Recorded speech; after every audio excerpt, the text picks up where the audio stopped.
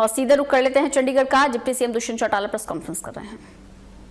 के साथ इन विषयों पे सरकार का साथ दे, लॉकडाउन को मजबूती से लॉकडाउन का पालन करे और प्रदेश के अंदर इस महामारी से जैसे हमने 8 जिलों को आज नेगेटिव किया है, बचे 14 जिलों को भी नेगेटिव करने में सरकार का सहयोग। ये पंजाब में अनुमति मांगी है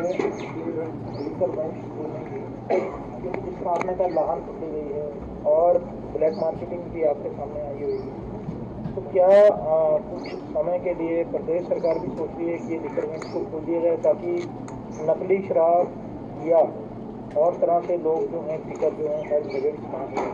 देखिए, केंद्र सरकार की जो 15 तारीख को गाइडलाइन आई, उसमें स्पष्ट तौर पे क्लैरिफाई है कि कोई भी लिकर वेंट 3 तारीख तक नहीं खोले जाए। इसके अंदर हरियाणा प्रदेश में वेंट्स को खोलने की बात पर मैं पूरी तौर पर विराम लगाता हूं।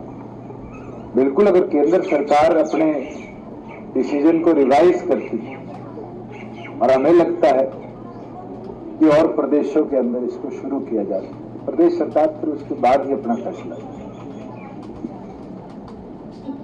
जी 2 इशू बड़े हैं, एक आपने मैं भी टच दोनों कर लिए हैं, लेकिन जब शराब हमारी बंद है, अवैध कहाँ से आई? बूथ लेकिन बिहार में जहाँ शराब बंद है वहां भी चलती है, गुजरात जहाँ शराब बंद है वहां भी चलती है। मगर सबसे बड़ी जो रिस्क की बात है कि जो हमने 96 से 99 तक माफिया प्रदेश के अंदर देखा, वो दोबारा ना पैदा हो जाए। सरकार इसके ऊपर गंभीर है, इसलिए हमने सख्ती बरती हुई। मैं तो धन्यवाद करूंगा पुलिस प्रशासन का, जिनने लॉकडाउन की व्यवस्था में भी सहयोग दिया और इस तरह के काला बाजारी करने वाले लोगों को भी पकड़ने का काम किया। और ये तो वो लोग हैं जो सिलेंडर बेचने का परमिट बनवाकर भी शराब बेचने का काम करते हैं, और ऐसे लोगों को केवल मात्र पकड़ सकते हैं। मगर उपलब्धता कहां से हो रही है? हमारे पास जिन जिन वेंड्स के L1 L12 के स्टॉक्स थे, निरंतर उनको चेक किया जा रहा है और कहीं भी कमी पाई जाती है तो उनके खिलाफ सख्त एक्शन भी हम ले रहे हैं। मगर किसी ने होल्डिंग और स्टॉकिंग करी हुई थी और उन लोगों द्वारा इस तरह के काम करे जा रहे हैं, तो इसको पकड़ना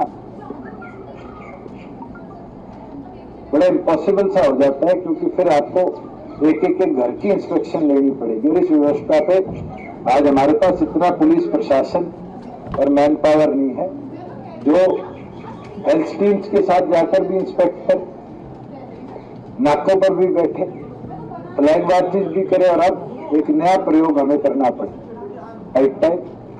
मगर हम सख्ती के साथ इसके ऊपर अपनी कार्रवाई को जारी। इसको गहराई से थोड़ा भी जानना चाहिए। एक काम पुलिस काम बहुत अच्छा कर रही है, आपका डिपार्टमेंट भी एक्साइटेशन काम कर रहा है।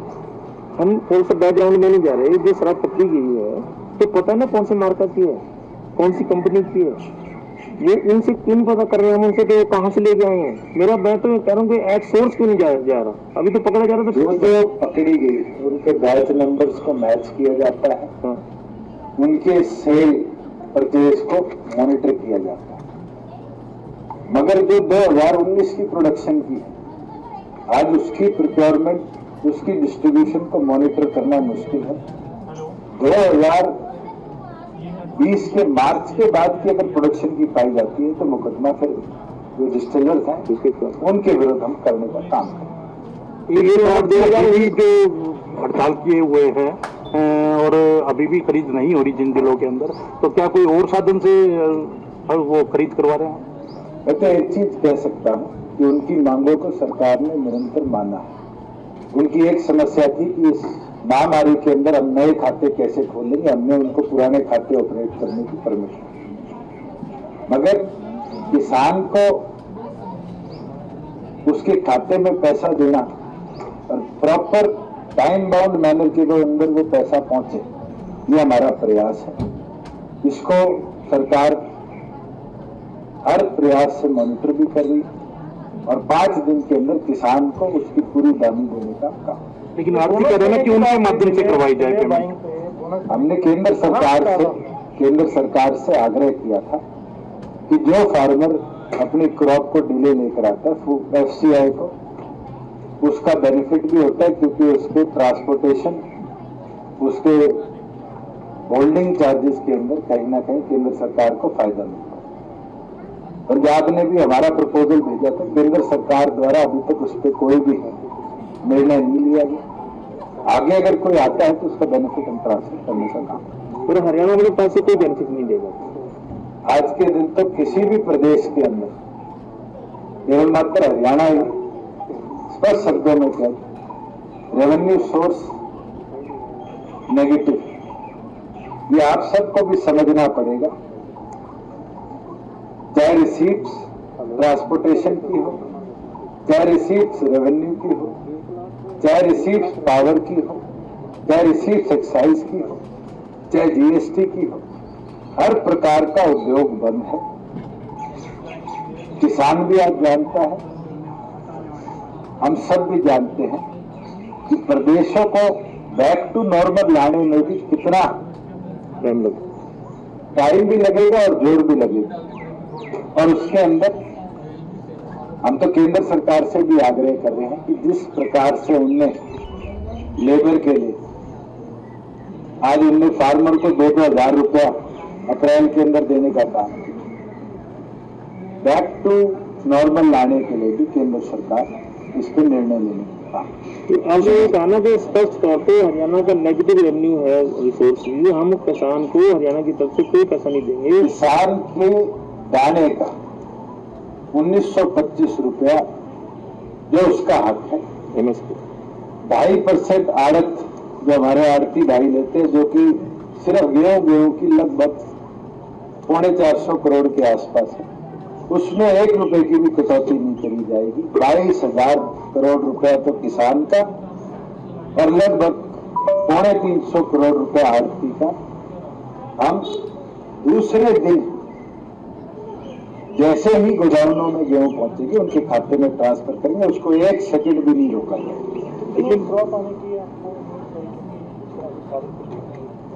जिस तरीके से किसान हमारा सहयोग कर रहे हैं, मैं ये मानता हूं कि हरियाणा प्रदेश के अंदर इस साल का जो हमारा एग्रीकल्चर डिपार्टमेंट का डाटा कलेक्टेड है वो 70 लाख मेट्रिक टन से ऊपर का है।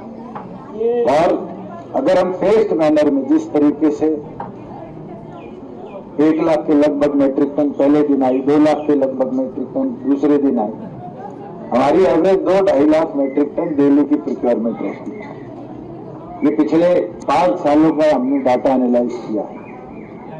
उनको टाइम बाउंड मैनर के अंदर हम परचेज भी करेंगे और मुझे उम्मीद है कि 70 लाख मेट्रिक टन से ज्यादा हरियाणा के किसान की गेहूं हरियाणा की अलग अलग मंडियों में।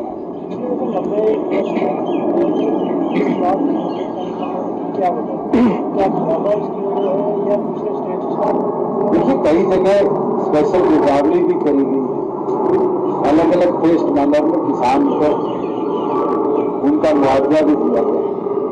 बिल्कुल एक फैक्टर, क्योंकि इंटरस्टेट बॉर्डर सील वो भी एक कारण रहेगा, मगर हरियाणा प्रदेश के किसान का एक कणक का दाना हम सर चीन की एक चीज सामने आई है कि जो रैपिड टेस्टिंग किट्स थी उनके लिए डबल पैसे वसूल रहा था और वो इफेक्टिव भी नहीं, जिस तरह से राजस्थान में देखने को मिला है।